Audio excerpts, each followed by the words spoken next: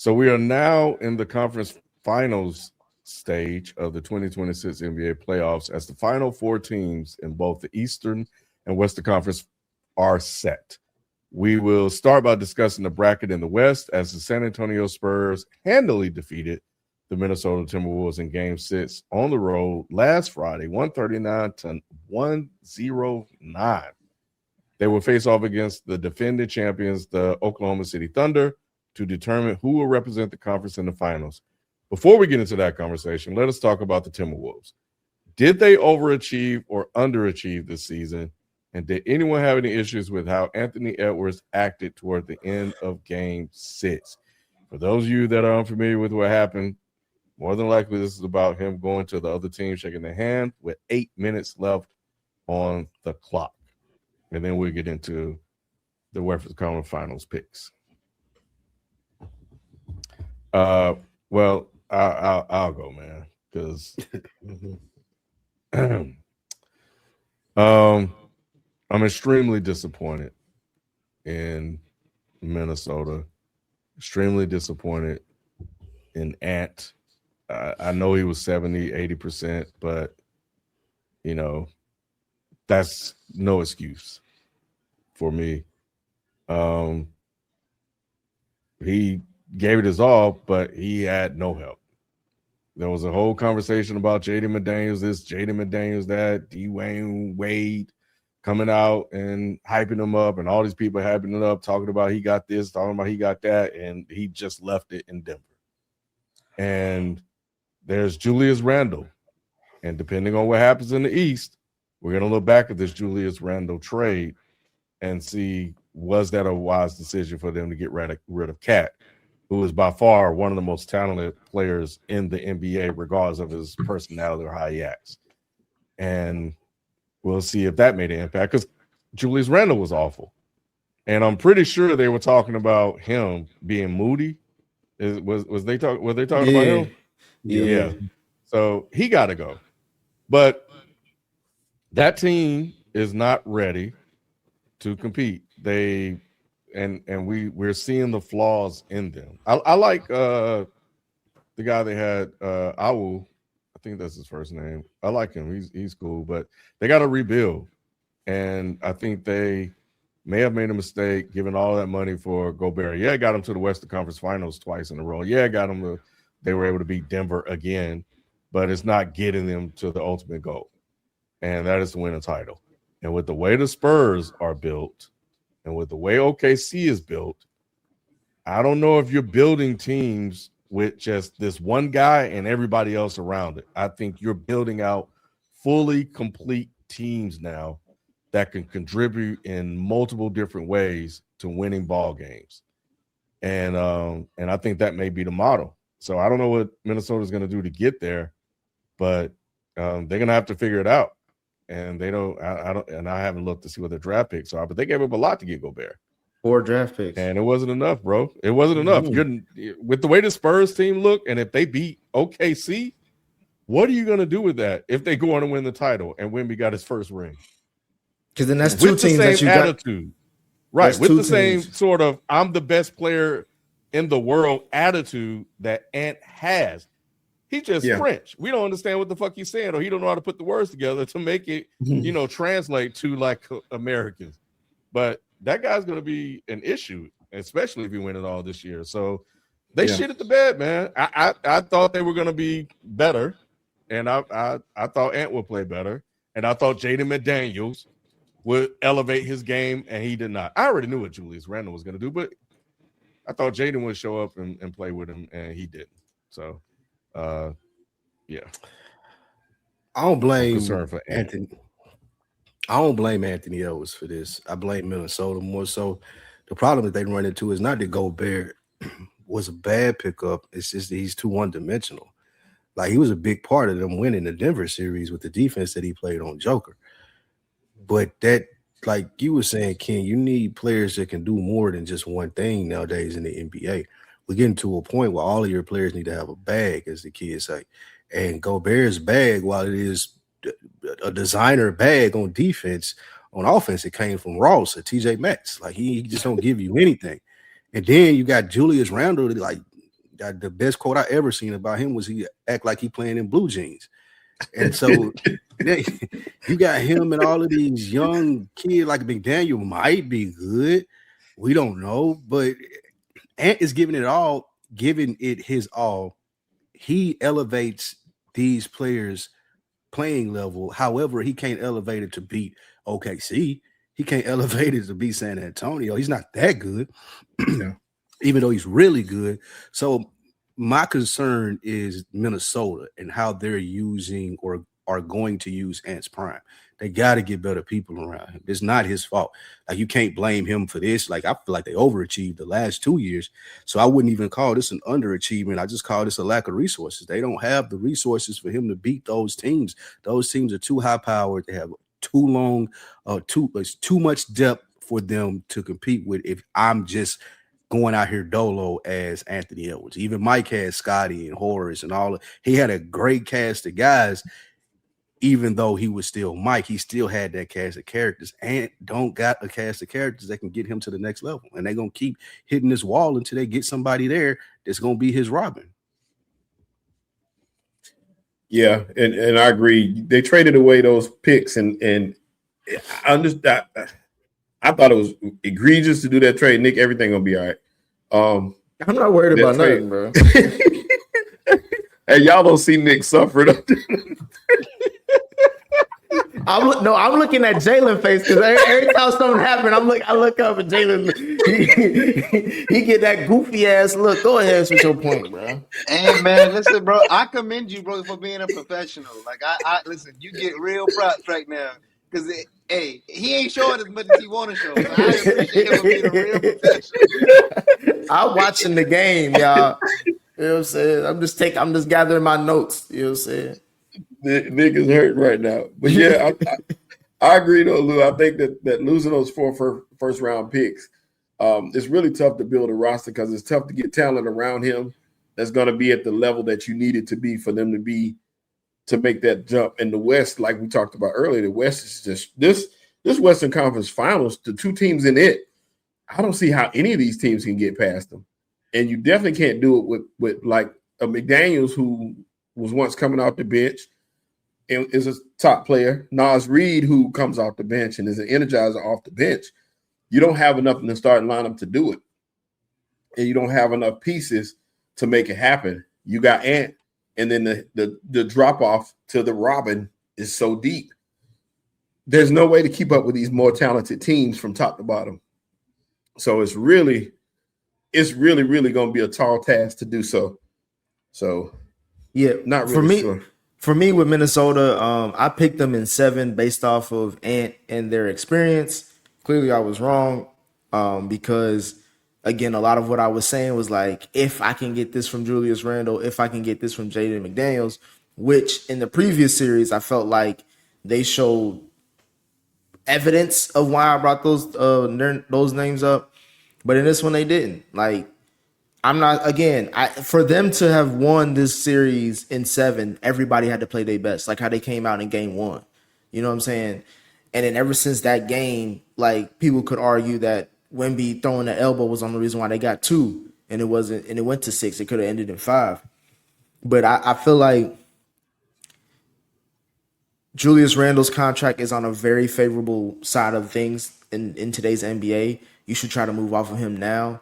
Granted, this is not the highest you can trade him for, but you got to get him off that team because he's a 3 disguised as a 2. When it comes to, and I'm mostly basing it not off his talent, but his mentality. But I don't blame Ant for going over, 8 minutes left. He was getting checked out the game. I think he also went to the locker room straight after that. Like, it was over, bro. It was a 30-point lead with 8 minutes left. Did anybody have money thinking that they was going to come back maybe in Minnesota? But outside of that, bro, it was like, again, the game they had to win was, to me, the previous game 5 when it was in San Antonio, but they got run out the gym, I think, in that one too. So it was just an avalanche of, you can't stop this nigga. And I got to give a lot of respect to the Spurs as far as them, even though they're inexperienced, being able to just kind of work through their kinks in real time to where they're even now in the Western Conference Finals. So I think that They're a dangerous team, and the fact that Minnesota was able to even kind of point out some things about holes in their in their philosophy as far as how they do defense and offense with the Spurs. I think that they overachieved this season as far as Minnesota for most people. Even though I had them, I praised them a lot. I think they overachieved. I don't blame Ant for going over to the bench. It was over. I don't give a fuck. I don't know what the people don't really have a reason to say why he shouldn't have done that, because it's like, was it like, were they still in the game? No, even though there was time on the clock, the game was over. It was like when I wouldn't have been mad if Atlanta did that when they played the Knicks and it was a 50-point lead. It's like, nigga, it's over. Like, this is in his situation, you damned if you do, damned if you don't. Because I think you said he went to the locker room. The story would have been he left the floor without shaking their hand. Had he not shook their hand, which is probably why he did that. He was probably thinking, let me shake their hand now before I go to the locker room. Because like, and if anything, I'm a sore loser. Yeah, and somebody should point out the head coach said we're taking you out. So is it on the head coach, or is it on, like, you can't blame Ant for everything when the head coach took him out for the rest of the game, which means that the game's over. Mm-hmm. Well, I do think I agree with because I'm sitting here thinking, did they overachieve? Did they really overachieve? And, get into the playoffs first round with the ups and downs, Ant being injured the last couple of games. I mean, you can make a case that they overachieve, and I might side with you just off the fact that they beat Denver. Because for all intents and purposes, that they never should have advanced past Denver with them being hurt. Even though I did pick them. Yeah, I did pick them to win Denver. To beat Denver anyway, with the healthy Ant. So, but a hurt Ant coming to face the Spurs, who was the second best team in the West by far, it just kind of made sense. But I thought that they've been there, done that before, and everybody just fucking disappeared. And Ant was 70-80% of himself. And he even said it. He said, man, he said to somebody, he said, man, he told somebody on the court he was playing against. He was like, man, if I had my knees, he said, I would have dunked all over that boy or something like that. He told him on the court. So, it is what it is. But he went out there and he shit the bed. He played like shit in Game 7 or whatever game it was. Game 6. And, yeah, Game 6, and that was it. At home. I mean, they got destroyed. And he was supposed to elevate and try to drag them to a Game 7, but he didn't. And that's not going to get it done. And I think Ant may be in trouble. They got to go. Ken, I know we're doing the Giannis game. Listen, they can get Giannis, Jalen. I don't know what they got to give up. They may have to give him the keys to Prince's house, but something to get him over there. Like, I don't. They don't have the assets. They don't have the assets at all. Like, even with draft picks, that Rudy Gobert trade fucked them up as far as assets. But yeah, they don't. That Giannis is out of the question, bro. Like, especially when the Bucks can get better offers elsewhere. I don't see them getting Giannis in Minnesota. The only way I see Giannis in Minnesota is because I thought they tried to make a move this past trade deadline. Giannis has to say, I'm only trying to go to Minnesota. That's the only way they can get him. But even that, man, the way Giannis has been moving the last couple of months with the Bucks, like, he's kind of soured that relationship a little bit. Like, he's been trying to tell the fans he wants to play, but the Bucks don't want him to play, and he's saying he don't want to leave, but the Bucks want to move him. So he's making them look bad. So why would they work with him to get him out of there? Like, they can just ship him out however they want to, and that's probably what they're gonna do. But they also can't. No pun intended. They also can't buck back at him either, because he brought a title. He's going to get a statue outside of Milwaukee. So it's just kind of like, how much are you gonna? This is about to be your greatest alumni. That ain't true, man. Like, niggas get traded and still get their statues. Like, the way Iverson ended with Philly was not great, and then you see they finally come back.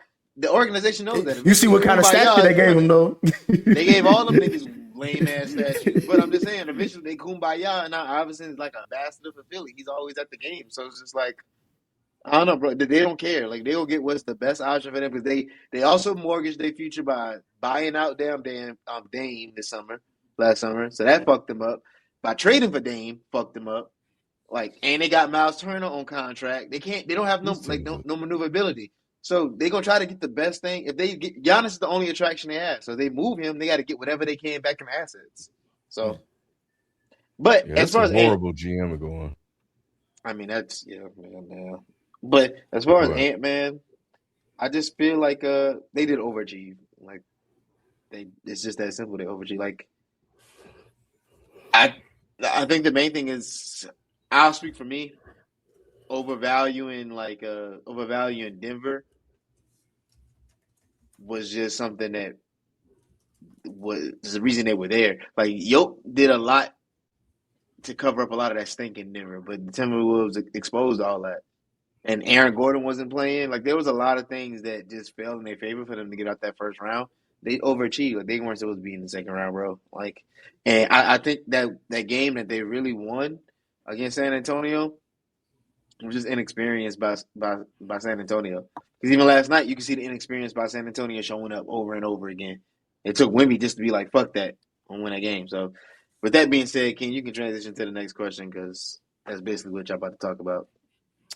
yep. So who do we have winning between OKC and the San Antonio Spurs? I gotta switch mine up, man. I got the Spurs in 6. Nah, bro. Anybody trying to hear all that shit, bro? They're 5-1 on OKC this year. I think that they have a level of confidence that is going to be very hard to match. Plus, you got Jalen Williams coming off injury, so and Chet looks like a shell of himself. So I really think it's going to be tough for them to pull it out. Pause.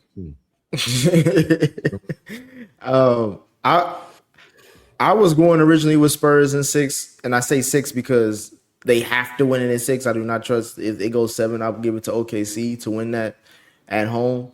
But even after game, I always tell y'all game 1 as an away team is the best game to win if you want to put yourself right in the series. As we looking at this Cavs versus Knicks game, and I think, and for me, I was saying this in the chat. I was talking about OKC winning game 1 because I was like, bro, Caruso scoring 30. Anytime Caruso scored 30, OKC has to win that game. And the fact that they lost, but it was like, again, like you mentioned, Jalen, I know, what's his name? De'Aaron Fox was out, and I think another player was out too.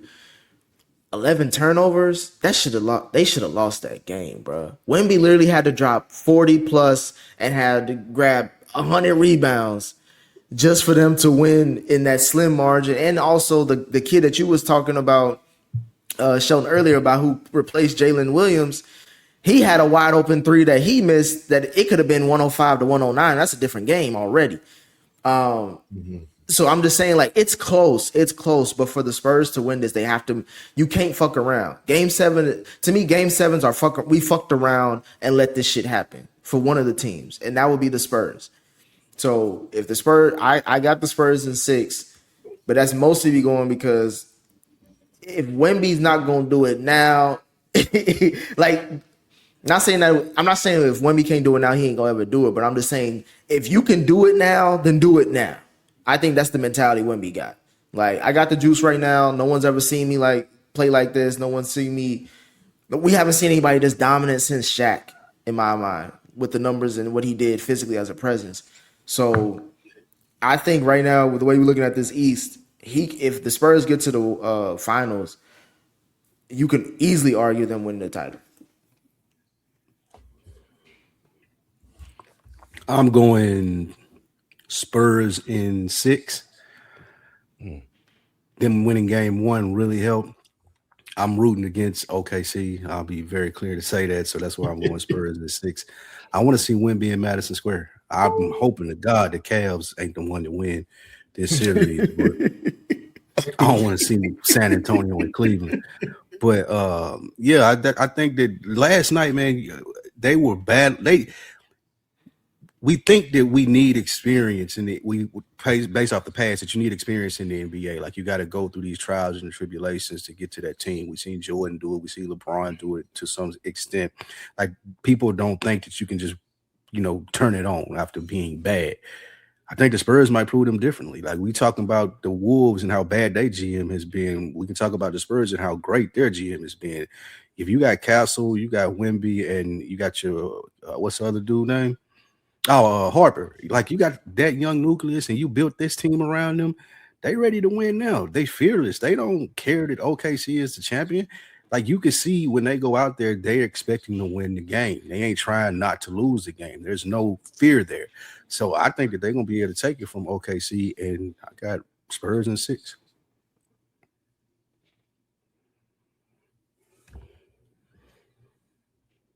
I guess I'll go. Yeah, go ahead. Spurs in 4. It's like I'm playing. Yeah, I'm playing. He dead ass. That's how he feel. He gonna give a safe answer now.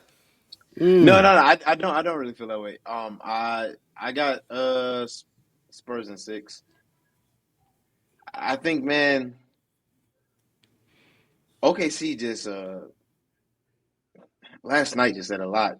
I already had a feeling that the Spurs are going to take the series, but last night said a lot about them. I mean, yeah, they gave a little bit of fight at the end, but they seem off. Like they seem like they rattled a little bit when they play the Spurs, bro. It just is. You could just feel it. Like that confidence and that swagger that they had in the first 2 rounds just isn't there.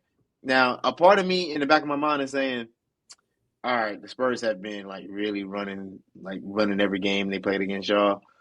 And I'm like, eventually y'all gonna get right. But then it's the other side of me, like, y'all just don't seem like y'all care. Like y'all just scared. Like that feeling that y'all was talking about with Shea, I feel like these playoffs have shown that he's inconsistent. Like he's been inconsistent throughout these playoffs. There was 2 games in the Lakers series where he didn't really show up. He hasn't really given a true performance. And that fucking post he made last week. What was the post? I know what you're talking about. The one on IG. With that corny ass line is the reason why he ain't gonna make it out this round. Yeah, he said some goofy shit. I ain't worried about how I didn't 8 more. I'm trying to figure out how I can win 8 more. See, I was like, nigga, that's their MVP. Like, nah. Nope. All right. I don't like him, man. I don't like Jalen Williams. It ain't even a Canadian thing. I like Jalen Williams, man. I don't like dude. Jalen Williams look dead on Birdman brother. That's the first person I think. Like Slim. It look like Slim for real. You do look like Slim. That's crazy. Look dead on never Slim. thought of that till you just said that. He looked just like him. Damn. He look like Slim. No, but I agree with you, Jay. Like I feel like, but I think that's more of a Wemby thing. Like my criticism with the Spurs is always about everybody else but him. Like I know he's going to be all right, but can you trust the rest of that team? And then Champagne made a huge 3 in the corner. I think it was to make it like 109. I think to tie up the game, it was like 109 or some shit like that. Like as much as I was thinking like, and of course you have huge threes. Obviously Wemby had his, but again, Wemby isn't the person that you are concerned about when it comes to this team. It's everybody else. But they were able to go back tit for tat, back to back with all the stuff that OKC threw at them. Even with Caruso playing out of his mind to even set the tone for the game. Like I just feel like Shea can't get into his bag because every time he tries to go, his mid-range game is affected by Wemby. He can block you under the basket if you go down, if you in the midi range. So it's like I see how everybody adjusts. Like anybody who was like a driver or scorer. Like they drive and then they just slow down and just look around like the boogeyman there. So I feel like, again, we haven't seen anybody this dominant since Shaq. The only thing with Wemby is that health-wise, can he stay healthy? And 2, does he have the gas in him? Because this is his first ever full playoff run. And these games, one game feels like 2 to 3 NBA games. They went to double OT and they got to play tomorrow. You know what I'm saying? Like we're going to see what that fatigue does to his body. I ain't too pressed about that. But I mean, they don't have to win game 2. That's the other thing. Like, yeah, they don't have to, but I mean, shit. OKC has to win game 2. Like, it's not on San Antonio to win game 2. Like, OKC has to prove to themselves that they can actually beat the Spurs right now. I don't know, bro. If Fox plays tomorrow, I don't know, bro. Well, I'm saying like That's what I'm saying. They both came out of double OT, so both teams are tired. So I'm thinking if you like, granted, they already did what they supposed to do. They stole home court advantage. But if you can go up 2-0 and you going back home with home cooking for the next 2 games, it's like, bro, you only got to win one of them. You win one of them, like we can close out on OKC's turf. If you really hate them. I mean, Chet is looking terrible, and the Spurs got to feel like, bro, we pulled that game out without D Fox playing. Put out our ass. I mean, so the confidence is there for them. Like, I just don't see OKC coming back from that. That's why I said I don't think this OKC will lay down and like they'll give a fight in one of these games, and it may be the next game, and maybe the Spurs win 3 straight after that. But yeah, how long Fox out for? I think he was a game time decision for the last game. He's been dealing with ankle issues though, I think. So it's just he should be back for game 2. So the fact that they got game 1 is like you fuck around could let him sit game 2 and let him just be like a little bit more healthier for game 3 at home. You know, they don't want to play with OKC like that. That whole team seemed like it just made up of dogs. Like Castle, which one? Spurs. Castle has that same sort of energy to him. I just saw the way he was interacting with Wemby. Vassell's good. Dylan Harper is wise beyond his years. I didn't. He didn't believe in the Spurs. But I didn't. Not at all. Ken, before you finish, but when have this? I guess my question would be, when have the Spurs teams not have it? Like, even though like Ginobili and Parker, they weren't like favorites, we never questioned their heart and how hard they played. Like, the Spurs have always been a team that played hard. Like, we never questioned that. With Pop though, Pop's still there. He's still around. Like he when Wemby got suspended, got thrown out of the game. He was the first person to talk to him off the plane. Like, Pop is around. They say Pop be in the meetings too. Damn. You know what it is, Jalen? I'm so used to seeing a different type from this generation. I'm not used to seeing that sort of attitude with this newer generation. That's like Ant and the makeup of that and the Spurs kind of spread out. It's refreshing to see it. And I think that goes a long way. However, I got to take the L. Spike, remember what I told you Sunday. Remember what I told you Sunday. But everybody's picking the Spurs, man. So I'm going to just go ahead and take the L for the squad. Just go ahead and pick OKC. I'll go OKC in 7. And I think they'll lean on their experience. The MVP should show up. Jalen Williams is back. They'll need him. McCain they'll probably need him a little bit more as well. Chet ain't gonna do shit. Chet ain't ever gonna do shit. Chet ain't shit. But he's gonna have to try to do some shit. You know, I don't know what he can do, but yeah, he's gonna have to try to figure some shit out. That's gonna be up to the coach, Mike, defibrillator, whatever his name is. But yeah, man. I'm gonna take this L. I'm gonna take this L for the team, man, because we have a bad track record. We have a bad track record when everybody picked one team. I know it never works out, bro. I know. But most of us are picking Spurs because we can't stand OKC. we trying to gloss it up with some analysis, but it's really just like I just don't want to see that team win. Yeah, I'm hating right now. Yeah, I'm hating too. I ain't gonna lie to you, I'm hating. But I think it goes to what Ken said, and I think that's part of the reason why we don't like them. They all have that mentality. Like, when they do that, they interviews and all that, it's just like, bruh. It's lame. They lame. Everybody be scared to say it on anything that I watch, and everybody try to skate around, and we gonna say it here on day. And they are OKC is lame as fuck. That's because the last time somebody said it, they lost their job. Lou, Rob Parker. All right, Rob Parker. Last time you said the truth about a black man. He ain't a brother who was on top of the world. He was like, bro, we know what he is. he corny, and that's what niggas was like. Nah, you bringing personal shit into sports. It's like, but that's what being a sports fan is all about. Making personal shit your life, your source of energy when it comes to how you compete. Yeah. But I even feel like OKC just it's not it's the lameness is there, but I think the other part is like Shea. The interviews they had with Wembanyama when they asked him about MVP and the way Shea answered, those are like it's just two different mentalities, which is crazy to say because it feels like Wemby has like a Kobe mentality, and Shea Loki has like a Tim Duncan mentality, and I'm the person that picked Tim Duncan over Kobe. Yeah, I'm about to say he should be your favorite player then, nigga. But Shea games just isn't. It doesn't correlate because it just still feels like. As great as you are, you do shit that you don't have to do. I think that's the part that pisses me off with his game. But, I mean, but people say again, Harden has done that his career too. I don't like it. I don't like it with the flopping and shit. Like, but I'm just saying, but Luka don't like it. I don't like none of that shit. But Luka has fans. I was gonna say because Harden doesn't really have fans either.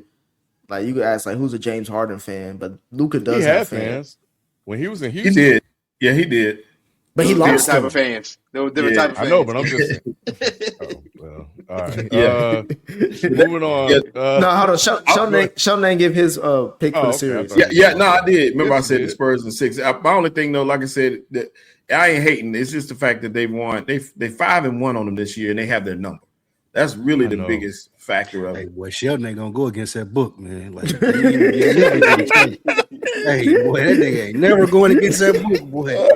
God, hey, Lou, he treated us faithfully as that's the Bible to him, bro. He treated us faithfully as niggas did the Green Book back in the day. The book still say the Thunder though, Lou. Hey, all right, man.